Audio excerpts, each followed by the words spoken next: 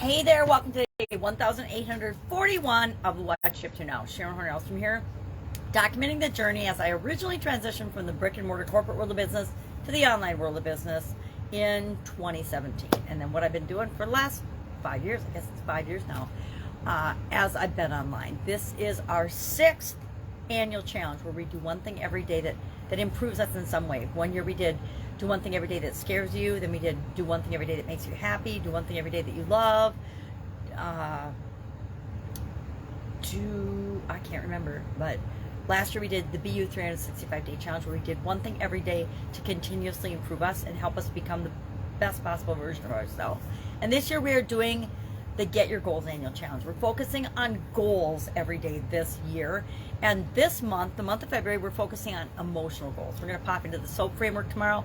But today we first had to discuss and think about what emotions we want to experience the most and what emotions do we really want to avoid or not experience the most. And I selected love or satisfaction and appreciation and gratitude in what I am experiencing now. And I like that one because it also, and I think that's what I'm going to pick to do the SOAP framework on, is to have more gratitude in my life.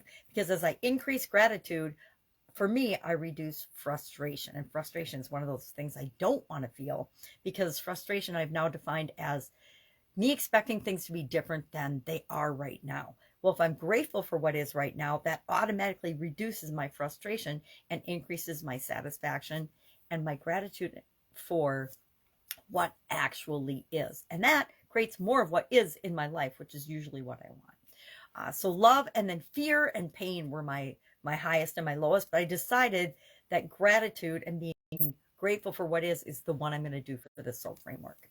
And we'll start that tomorrow. We'll have the story of what is and what we want it to be with respect to one of our emotions. So today we just have to pick an emotion and think about, if it's something negative, how we can reduce that will be our goal for the SOAP framework.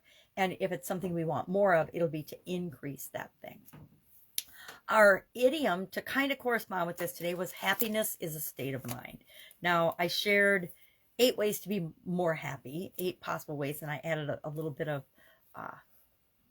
my opinion to that, because that's what I usually do. I find a list of something and I say, what does that mean to me? Which is what we need to do with everything, including the idioms and the videos that I share. You need to listen, but with your take on it. You pull from everything that you experience, everything you read, everything you hear, everything you see, everything you do, and you pull out what works for you. And maybe you put some stuff in the back of your mind or in your subconscious that you know you're not going to use right now, but you're going to use it later. Or you might think, 5 years down the road, oh my gosh, I remember when Sharon talked about this or that, or when somebody else talked about something, or you read something in a book. And your subconscious does a great job of putting it all together when it's appropriate for you, when you need it. A lot of times I talk about things that I'm sure people, depending on where they're at in their business, aren't ready for it. It's not even applicable to them yet. They're in the beginning of their business and they're in just survival mode. So they're not ready for more advanced type topics. However, if you do some of the foundational things to build and grow and supersize your business, then you get out of that struggle mode really, really quickly. So we talked about happiness being a state of mind, shared 8 tips on how to do that, probably more like 10, but 8 for sure. That's on the Supersize Your Business page if you're curious about that.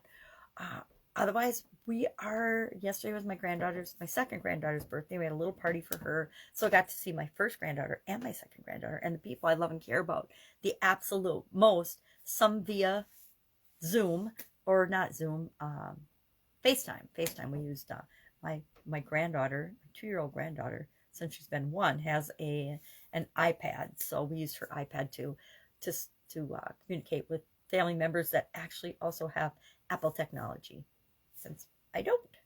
Anyway, getting ready for a new baby in the household. It's going to be exciting. If I can help you in any way, ask. Working on some different projects with some different people this year, and so I'm excited about that.